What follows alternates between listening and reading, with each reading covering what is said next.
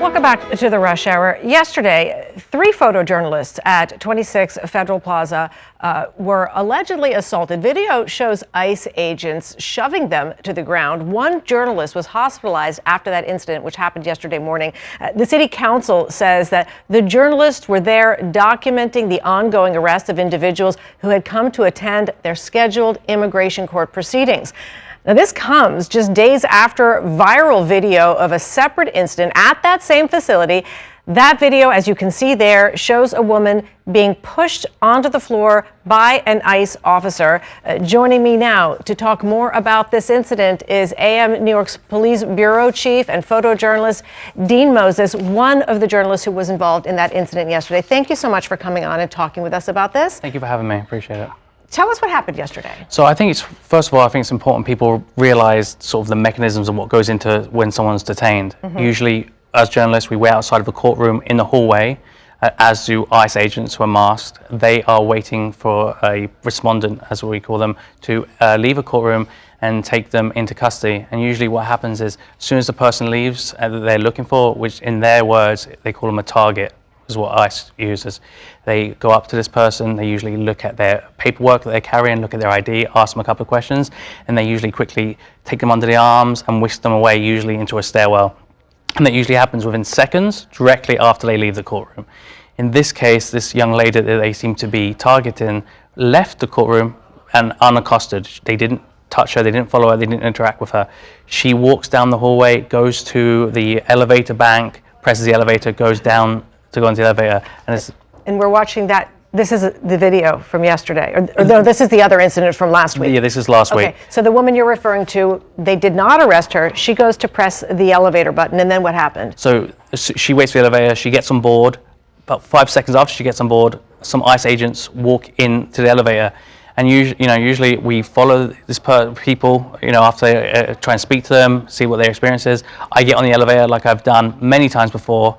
And for whatever reason, this time was different. The ICE agents became enraged, started cursing me to get out the elevator.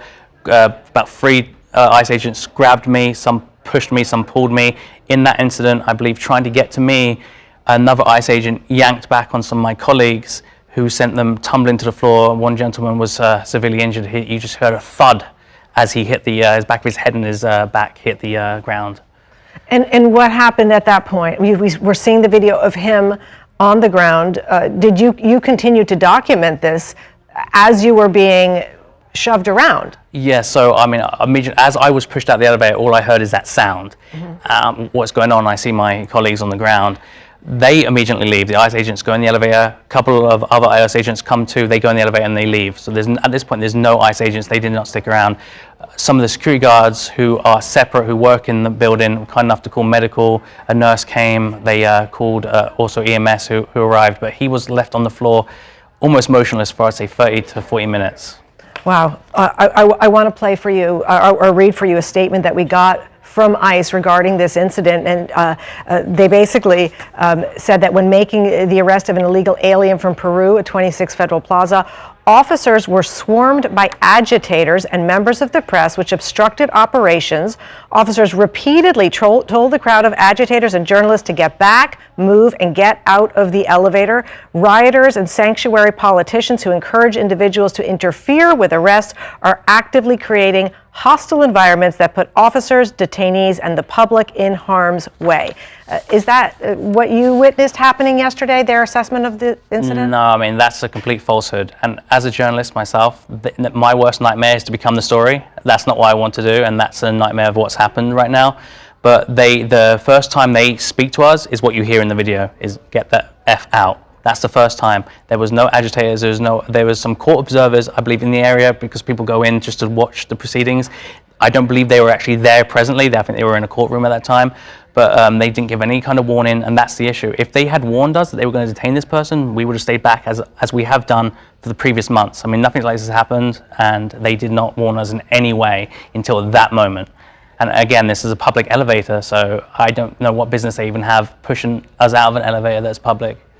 You've been documenting what's been happening in that building for months now. You've been going there several days a week, and you were back this morning after that incident yesterday. Have things changed there recently? It sounds like the ICE agents have become more aggressive now, including with journalists. Tensions have definitely risen. I mean, this is something that we've been documenting, like you said, for months now. So I think they've been getting frustrated with the constant offers following them around, and also this also comes suspiciously close to when we documented, not personally, my colleagues documented the female who was pushed to the ground, and that individual was suspended. So I just feel like it's pretty interesting that this comes just mere days after he was suspended. Yeah, absolutely. We're so glad you're okay. Any word on your colleague and how he's doing? I have not spoken to him personally, unfortunately. I've tried to reach out and I haven't heard back yet, but my understanding is that he is out of the hospital now and recovering, but we're all very, very concerned for him. Yeah, absolutely. Well, thank you for documenting this. It's really important work, and as yesterday proved, can be dangerous. Dean Moses, Bureau Chief, Police Bureau Chief for amNewYork and photojournalist. Thank you so much. Thank you for having me. Thank you for watching our YouTube channel. Let Spectrum News be your resource for balanced, in-depth political coverage, and click the subscribe button right here. You can also download our app or watch us on TV to learn more about the candidates, where they stand on the issues, and more. We'll see you then.